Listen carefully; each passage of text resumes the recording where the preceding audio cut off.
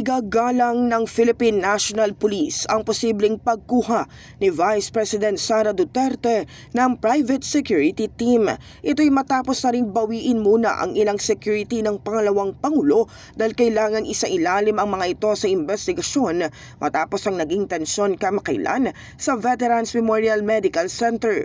Sinabi ng PNP ang mahalaga ay nag-provide na sila ng 25 pulis na nirequest ng AFP upang maging bahagi ng security ni VP Duterte. Nasa Office of the Vice President taan niya ito kung tatanggapin ito o hindi ang kanilang mga tauhan.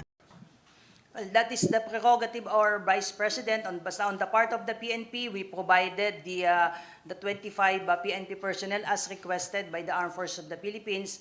With respect to the security of the Vice President, it is within the ambit of authority of the Presidential Security Command. So if there is any communication between the Office of the Vice President and the PSC, and then we will respect the prerogative of our Vice President.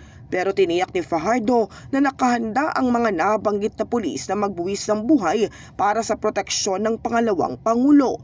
Ipinunto rin niya na pinapayagan sa ilalim ng batas ang pagkuha ng mga matataas na opisyal ng pribadong security detail.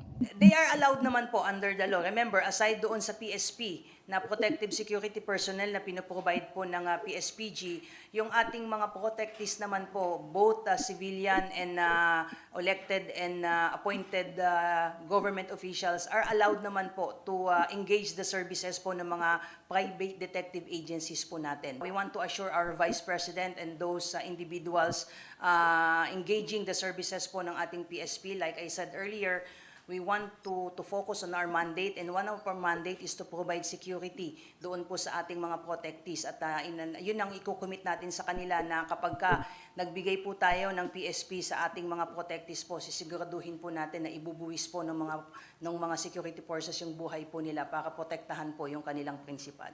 Nauna nang sinabi ni VP Duterte na sinulatan niya sa AFP Chief of Staff General Romeo Browner Jr. na hindi na siya tatanggap ng security, pero muling nanindigan ng AFP na hindi nila ikokompromiso ang seguridad ng Vice Presidente. In the heart of changing lives, ito si Brigada Kath Austria ng 105.1 Brigada News FM Manila, The Music and News Authority.